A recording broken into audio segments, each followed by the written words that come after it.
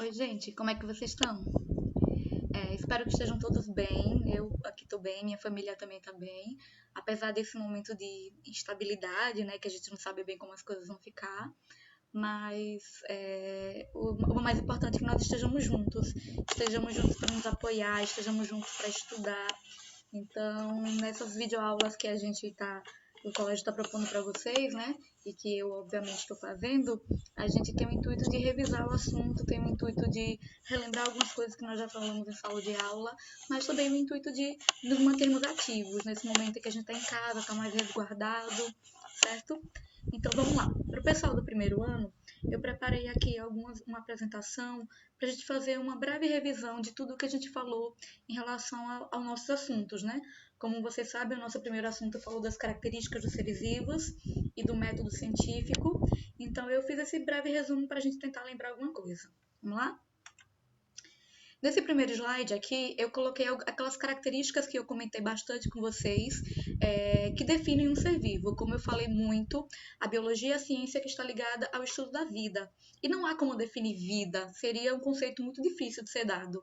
Então, ao invés de definir vida, nós preferimos definir características para a vida, características que o ser vivo deve ter. Dentre elas está a composição química. Todos nós sabemos que os seres vivos eles são formados por moléculas orgânicas e inorgânicas. E apesar de ser um assunto da química, obviamente a biologia também usa esses termos, né? E eu comentei com vocês basicamente que o que diferenciava a molécula orgânica da inorgânica era a sua complexidade. Enquanto as inorgânicas são moléculas muito mais simples, como a água, os sais minerais, formadas por poucos átomos, as moléculas orgânicas são aquelas formadas por muitos átomos, são complexas. É o caso dos lipídios, carboidratos, proteínas.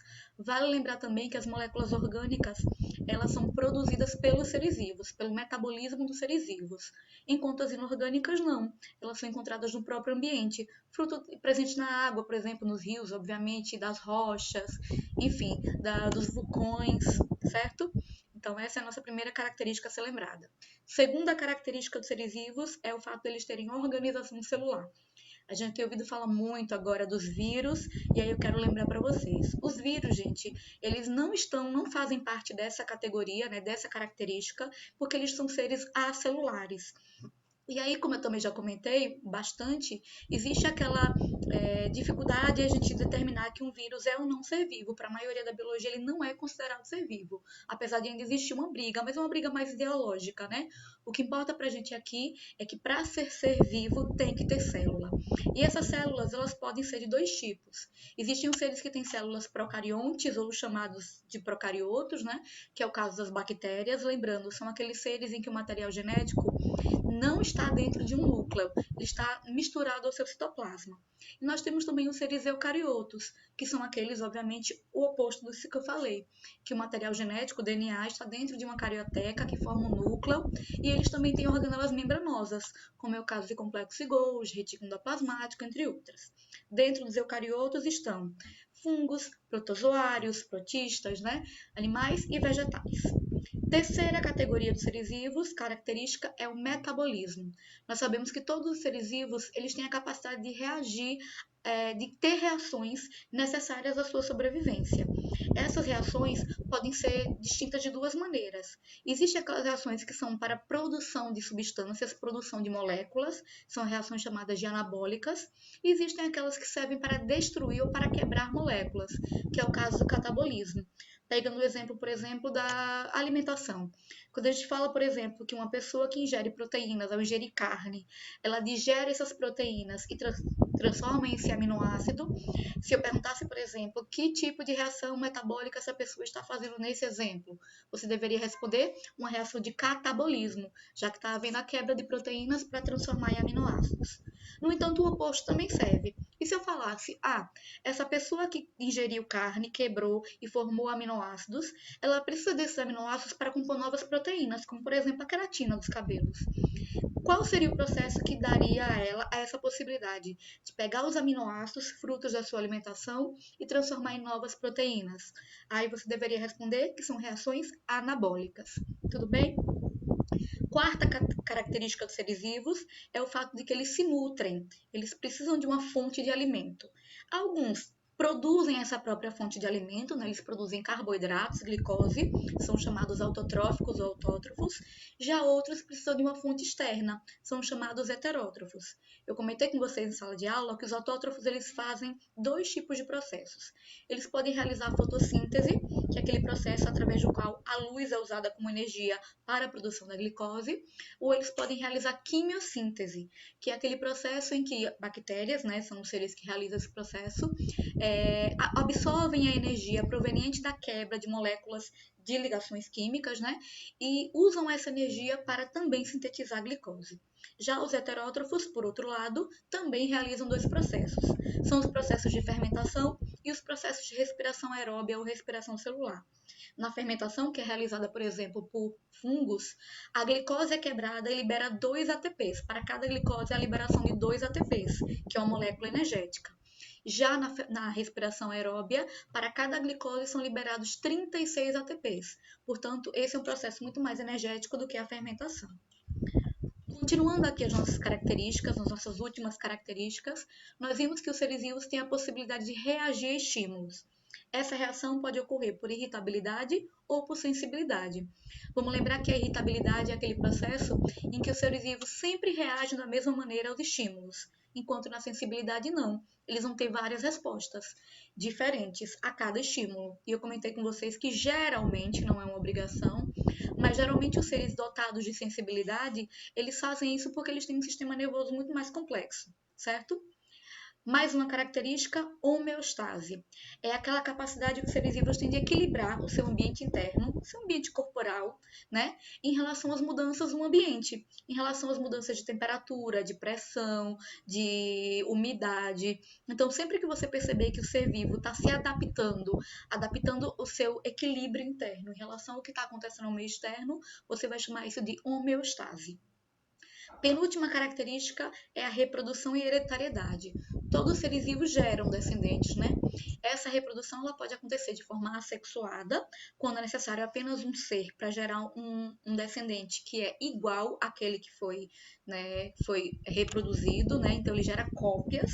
Já na reprodução sexuada, não. São necessários dois indivíduos que trocam gametas entre si e geram um terceiro indivíduo totalmente diferente dos seus pais. Portanto, na reprodução sexuada, nós percebemos que há geração de variabilidade, enquanto na assexuada não há. Nossa última característica é a evolução. Todos os seres vivos ao longo do tempo, eles se modificam ao longo de milhares de anos, claro. Essa evolução, ela se baseia em dois princípios, que são aqueles princípios propostos por Darwin, o pai da evolução, que é o princípio da adaptação, que o ser vivo precisa se adaptar ao seu meio para sobreviver, e o da seleção natural, que é aquele que Darwin coloca como os mais bem adaptados ao seu meio, eles tendem a sobreviver e gerar descendentes, portanto eles evoluem, enquanto os menos adaptados tendem a ser extirpados pelos meios, eles morrem e, portanto, eles tendem a não evoluir. Para a gente terminar, eu coloquei aqui aqueles passos que o método científico segue. Como eu comentei com vocês, a biologia é uma ciência e toda ciência tem o seu método científico. De maneira geral, o que é que nós da biologia usamos para o nosso método científico? Que é algo que a gente está vendo muito agora com essas notícias novas sobre o coronavírus. Os cientistas eles sempre observam um fato novo, como a gente percebeu, a ocorrência de um novo vírus é um fato novo. Eles se questionam sobre isso, sobre o que é que está acontecendo. Eles buscam criar respostas lógicas e racionais para tentar responder aos seus questionamentos. Nesse caso, a gente chama isso de hipóteses. Essas hipóteses são levantadas e depois elas são testadas. Então, é algo que a biologia tenta fazer muito, que está acontecendo bastante, né, nessa situação que a gente está vivendo do coronavírus, que são os experimentos. Muitos cientistas ao redor do mundo estão tentando procurar respostas sobre medicamentos, sobre vacinas, sobre tantos questionamentos que nós temos acerca desse vírus. É preciso lembrar que os experimentos da biologia eles são experimentos controlados. O que é que isso quer dizer? Quer dizer que, em geral, nós usamos dois grupos. Um grupo chamado teste, que é aquele em que a hipótese ela é inserida para perceber os resultados que serão gerados, e existe o chamado grupo controle, que é aquele em que a hipótese não é colocada, né? Então, essa variável que o cientista propõe, ela não é inserida no experimento, e a ideia do grupo controle é comparar os resultados, certo? Por fim, algumas hipóteses que são aceitas, outras são rejeitadas. Obviamente, essas aceitas geram resultado e esse resultado é divulgado para todo o meio científico. Lembro para vocês, ontem eu escutei isso no Fantástico e eu acho que isso é algo que é muito verdadeiro. Lembro para vocês que a gente está vivendo nesse momento que a gente não tem muita certeza do que está acontecendo, do que vai acontecer, né? E provavelmente todo mundo já deve ter recebido alguma fake news, alguma notícia mentirosa, alguma coisa que não faz o menor sentido. Procurem não divulgar esse tipo de coisa, obviamente, né? Não seja um meio para divulgação de notícias falsas. E mais ainda, usem o conhecimento de vocês para mostrar para as pessoas que vocês têm sim como contribuir com isso. Contribuir ficando em casa, contribuir ensinando as pessoas, por exemplo, sobre biologia, sobre método científico, sobre notícias que não devem ser divulgadas, certo, gente?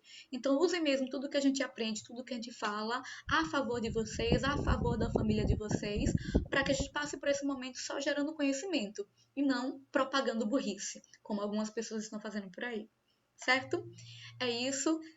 Podem mandar suas dúvidas, podem entrar em contato comigo. Eu enviei uma lista de questões. Depois desse resuminho, dessa revisão, tentem resolver a lista de questões, que na próxima videoaula eu vou dar as respostas para vocês. Combinado? Beijo!